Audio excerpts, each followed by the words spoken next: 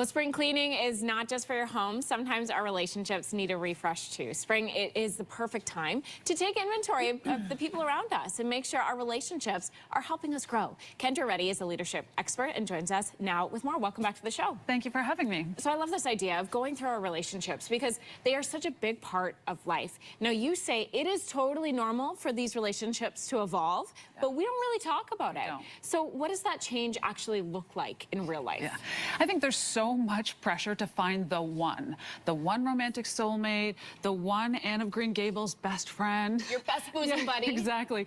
Life doesn't work like that. And if we put all of our fulfillment in one other person's hands, then we lose our sovereignty.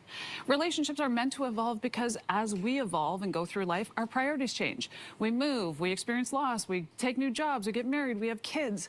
So it's so unrealistic to expect that everyone is going to change at the same pace, at the same time, in the same direction, all at once. And our relationships are going to look different than how another person's look. Yeah, and if you leave room in your relationships for them to stretch and change shape, that's what keeps them real, relevant, and rooted in choice, not obligation. Oh, I love this. Okay, so sometimes it's clear that a relationship needs to shift. Maybe it's like the kid or the person that you were friends with when you were kids and now you're grown-ups and is feeling weird. Anyway, you feel those signs. They might be subtle. How can we know when it's time to take that step back and reassess? Yeah, sometimes it's subtle and sometimes it's not. You don't need to wait for a crisis to have an alignment check in a relationship. It's really healthy because if we never pause to evaluate, then we run the risk of performing connection instead of actually like feeling it, and no one wants that. Yeah, no kidding. So here are some examples that you've given us. You could feel drained or anxious. You're showing up out of obligation. You're avoiding those texts or calls. I mean, that right there, those are like the little red flags you should not ignore. Your body will tell you, yeah, if you're feeling cringy or any kind of a way, listen to those signals for sure. If you've decided it's time to have that conversation, how do we do that? Okay, so first of all, I'd say don't try to not make it awkward because it's going to be a little awkward. You just have to kind of let that happen.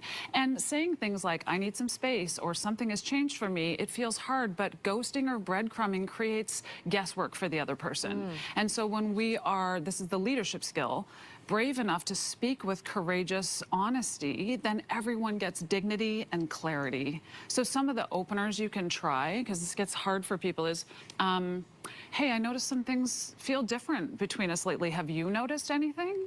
Or I'm going through some changes and I just wanted to let you know because I might not respond the same way that I have up until now. Or an easy one, you know what? Man, I dig our relationship. Do you want to do a little pulse check and make sure it stays healthy? Oh, I like that. Yeah. I like that a lot. It shows the investment in another person. Yes, yes. I was going to ask you if it's okay to not have the conversation, but I feel like it's worth having it.